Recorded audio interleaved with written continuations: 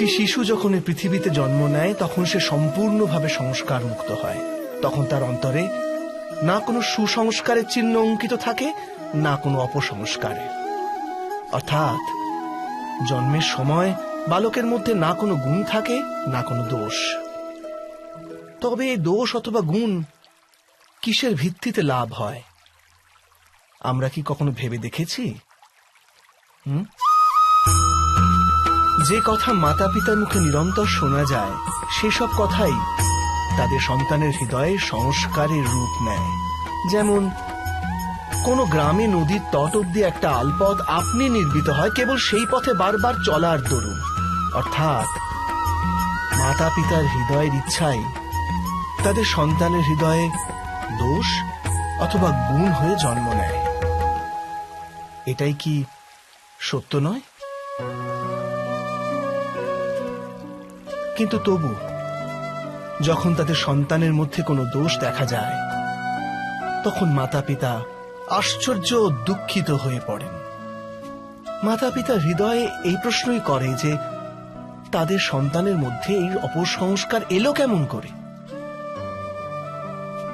সত্য তো এটাই যে মাতা পিতা নিজের সন্তানের মনে অজান্তেই অপসংস্কারে বীজ রোপণ করেন, যা তাদের সন্তানের হৃদয় ভূমিতে কুশিক্ষার বৃক্ষ হয়ে মাথা তোলে। অর্থাৎ নিজের সন্তানদের সুসংস্কার আর ধর্মপরায়ণ করে তোলার আশা রাখে যে মাতা পিতা, তাদের সর্বপ্রথম তাদের নিজের হৃদয়ের ইচ্ছার উপর নিয়ন্ত্রণ রাখাটা অনিবার্য নয় কি?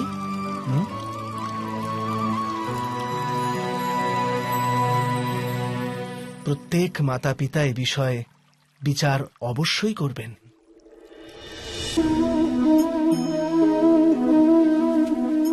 মানুষের এই স্বভাব যে সে স্বয়ং নিজের পরিবারকে, নিজের সন্তানদের অধিকতর সুখ লাভ হোক সেই প্রচেষ্টাই করে। সেই কারণেই আমরা সদা শ্রম আর কষ্ট থেকে দূরে থাকতে চাই, বিশ্রাম আর বিলাসবহুল জীবন ধারণের প্রয়াস করি। স্বয়ং নিজের জীবনকেই দেখুন। এটা কি সত্য নয় যে আমরা আমাদের সন্তানদের জন্য সর্বদা বিশ্রাম ও স্বাচ্ছন্দ্যের আয়োজন করতে চাই? কিন্তু কখনো কি ভেবেছেন যে ওদের এই বিশ্রাম থেকে কি ফল লাভ হয়? কেবল সুখ আর সুবিধা যারা লাভ করে তাদের জীবন কেমন হয়? শরীর যখন শ্রম করে তখন অধিক সুস্থ থাকে, বুদ্ধিও যখন কঠিন পরিস্থিতির সম্মুখীন হয় তখন আরো তেজস্বী হয়ে ওঠে। এ আমাদের সবার অভিজ্ঞতা, কিন্তু আমরা হয়তো এটা ভুলেই যাই যে মন আর সত্তা যখন কঠিন পরিস্থিতির মধ্যে দিয়ে যায় তখন উভয়ই অধিক বলবান হয়ে ওঠে। অর্থাৎ যখনই আমরা আমাদের সন্তানদের শ্রম ও দুঃখ থেকে দূরে রাখার প্রয়াস করি তখন বাস্তবে তাদের সুখের পথ আমরা বন্ধ করে দিই নাকি? স্বয়ং বিচার করুন।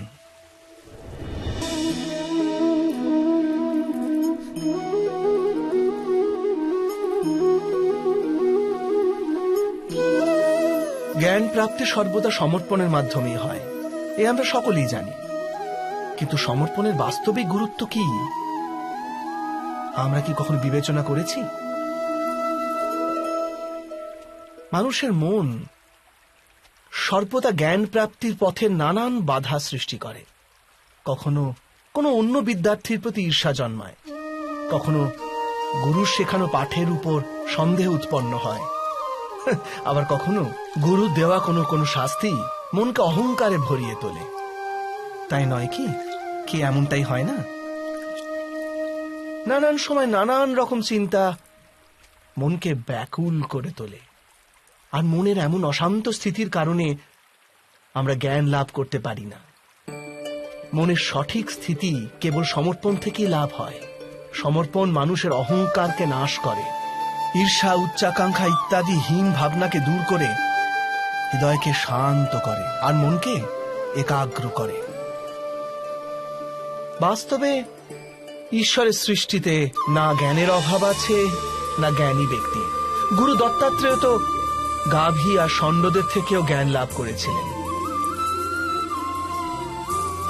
অর্থাৎ বিষয় ব্রহ্ম জ্ঞানের হোক অথবা জীবনের জ্ঞানের, অথবা গুরুকুলে লাভ করা জ্ঞানের তা অর্জন করার জন্য গুরুর চেয়ে অধিক গুরুত্বপূর্ণ সেই গুরুর প্রতি আমাদের সমর্পণ। এটাই কি সত্য নয়?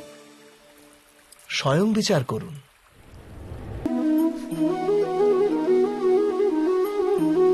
একই গুরুর কাছে শিক্ষা লাভ করা সকল শিষ্য এক সমান বিদ্যা লাভ করতে পারে না।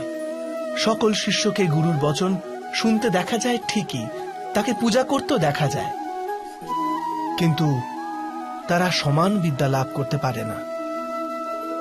কখনো ভেবে দেখেছেন কেন এমন হয়? সত্য তো এটাই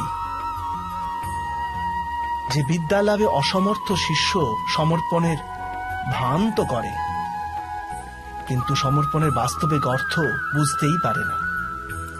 গুরুর চরণে ফুল নিবেদন করলে অথবা গুরুর আদেশ শুধু পালন করলে কি সমর্পণ প্রমাণ করা যায়? না। সমর্পণ তো যথার্থ হয় তখনই যখন গুরুর প্রতি মনে কোনো সন্দেহ না থাকে। গুরুর মুখ থেকে আদেশ উচ্চারিত হবার পূর্বে শিষ্য সেই কাজ সম্পন্ন করে ফেলে।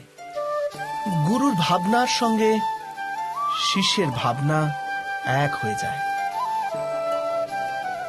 শিষ্য যতক্ষণ নিজের গুরুর মধ্যে ব্রহ্মা বিষ্ণু মহেশ্বরের রূপ না দেখতে পায় ততক্ষণ তার সমর্পণ সত্য হয় না। বাস্তবে সমর্পণ কোনো কার্যের নাম নয়। সমর্পণ তো হৃদয়ের ভাবনা আর মনের এক স্থিতির নাম।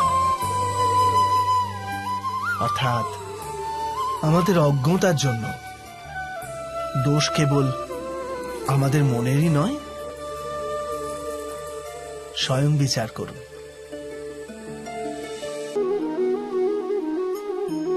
শ্রেষ্ঠত্বের অর্থ কি?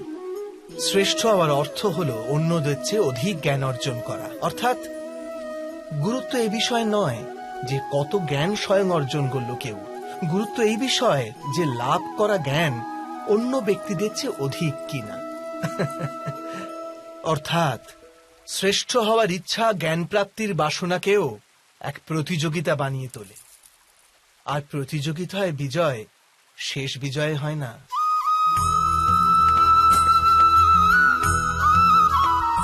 কিছু সময়ের জন্য শ্রেষ্ঠ অবশ্যই হওয়া যায়, কিন্তু সর্বদা কেউ কখনো শ্রেষ্ঠ থাকতে পারে না।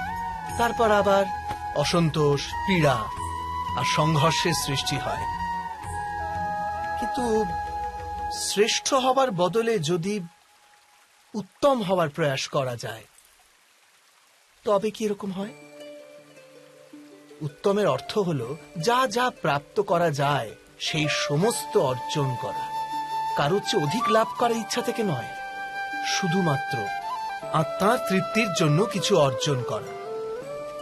উত্তম হবার পথে অন্য কারোর সঙ্গে প্রতিযোগিতা থাকে না, স্বয়ং নিজের সঙ্গে প্রতিযোগিতা হয়। অর্থাৎ উত্তম হবার চেষ্টা যে করে সে কখনো না কখনো সমস্ত জ্ঞান অর্জন করে ফেলে।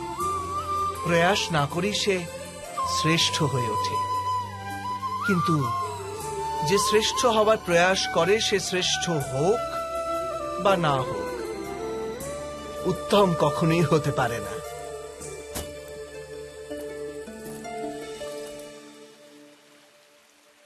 অবশ্যই করবেন।